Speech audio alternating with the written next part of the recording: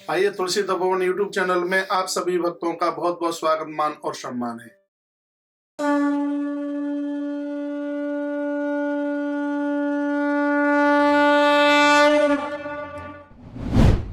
कश्यप के पुत्र माता अदिति ने जिन्हें जन्म दिया उनका नाम है सूर्य। एक बार ऐसा हुआ था, माँ अदिति घर के कुछ काम धाम में लगी हुई थी। इतने पर दरवाजे पर एक महात्मा भिक्षा मांगने को आ गया। माँ अदिति के गर्भ में संतान थी तो वो धीमे धीमे आ रही थी। साधु तो इतना कुपित हो गया और कहा कि मैं कब से दरवाजे पर खड़ा हूं और तू टुमुक टुमुक करके चल रही है। उसने कहा, गुरुजी मेरे उदर में संतान है, मैं जोर से चल नहीं सकती। तो साधु ने इतना क्रोध किया, तू मुझे साधारण महात्मा समझती है, तूने इतना प्रतीक्षा कराई है, मैं तुझे श्राप देता हूं कि तेरे गर्भ में जो बच्चा है वो नष्ट हो जाए, समाप्त हो जाए। और सूर्यदेव पल रहे थे माँ अदिति के गर्भ में। श्राप दे करके महात्मा चला गया। मैया बहुत रोई बिलखी। इतने में महात्मा कश्यप चल करके आ गए। महात्मा कश्यप ने पूछा, देवी क्या बात है, तुम रो क्यों रही हो, क्या हुआ है? अदिति ने कहा, नाथ मैं बहुत दुखी हूँ। क्या हुआ? मैं बहुत कष्ट में हूँ। अरे कुछ तो हुआ होगा, क्या बताऊं मैं महादेव की पूजा में लगी हुई थी। इतने में सूर्य भगवान बहुत शंकर को मानते हैं और इस ग्रंथ में सूर्य पुराण में सूर्य भगवान ने शंकर की अद्भुत महिमा का वर्णन किया है। क्योंकि जब यह बालक गर्भ में था उस समय माँ नित्य शंकर भगवान का अभिषेक करती थी, महारुद्राभिषेक करती थी।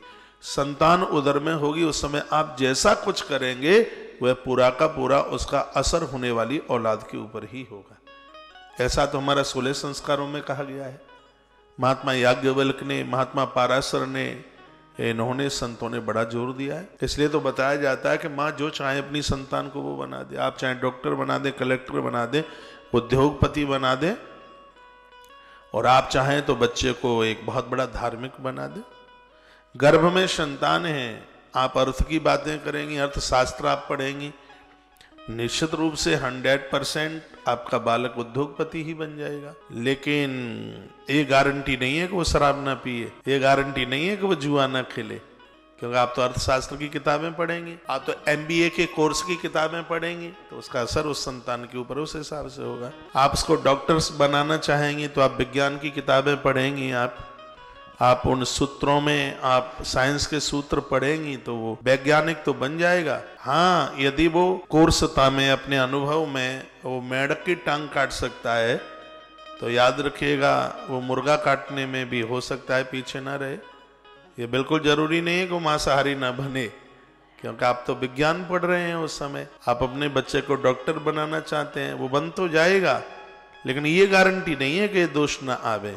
हाँ, आपके गर्भ में संतान है, आप भागवत पढ़ रही हैं, रामायण पढ़ रही हैं, ग्रंथ और वेद आप पढ़ रही हैं, तो सब भाषाओं का निर्माण तो यहीं से हुआ है।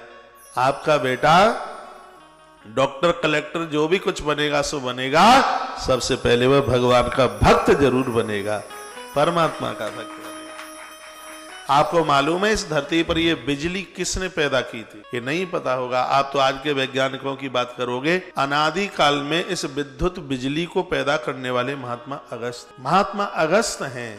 सबसे पहले इस विद्युत को, इस बिजली को जिसने इसके अनुभव को देखा, ग्रंथ पढ़े, उसमें पता चलता है वो महात्मा अगस्त हैं। यहाँ तो ऑपरेशन बहुत बाद में आया, हमारे ऋषियों की तो दृष्टि में ये ऑपरेशन बहुत पहले ही आ चुका था। तो ये तो बहुत बाद में विज्ञान आया है, जो अद्भुत जो ज्ञान है वो ऋषियों का। तो गर्भ में जब जैसे संतान होगी और उस समय आप जो कुछ कर रहे होंगे वो सब का असर है वो होने वाली संतान के ऊपर ही होगा। वो है, पूर्व में भी हमने निवेदन किया है, उस समय तो आपको बहुत होशियारी से रहना है। ये आपके ऊपर है कि आप बच्चे को क्या बना देंगे। तो माता अदिति गर्भ में संतान थी तो भगवान महादेव की पूजा अर्चना करती थी, तो उसका सब असर होने वाले बच्चे के ऊपर हुआ। तो महात्मा कश्यप ने पूछा, देवी हुआ क्या है? कहा, क्या बताऊं, मैं शिव का अभिषेक कर रही थी, दरवाजे पर एक साधु आ गया, उसने आवाज लगाई, मैंने देर में सुनी, मैं धीमे धीमे जा रही थी, गर्भ में संतान, तो मुझे वह साधु श्राप दे करके चला गया और बोल के गया है कि तेरे गर्भ में संतान है वो मौत को प्राप्त हो जाएगी। तो मैं दुखित हूं, मैं बहुत परेशान हूं। तो महात्मा कश्यप ने कहा, कोई बात नहीं है, मेरी भी तो कोई तपस्या है, उसने कहा है कि गर्भ में संतान खत्म हो जाएगी, लेकिन महात्मा कश्यप कहता है कि मेरे भजन में ताकत है तो देवी तेरे उदर में जन्म लेने वाली संतान को हम मरने नहीं देंगे, ये बोल दिया।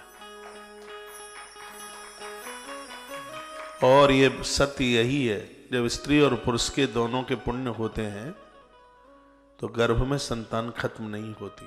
समय आने पर मां अदिति ने सुंदर से बच्चे को जन्म दिया।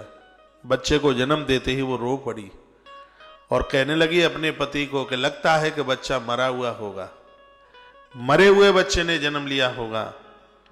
इतने में महात्मा कश्यप बोले, अंडा ना मृत्युम, संस्कृत का शब्द है, यानी जो अंड पैदा हुआ है वो मरा हुआ नहीं है, जिंदा है। इसलिए उस बच्चे का नाम मार्तंड रखा गया था।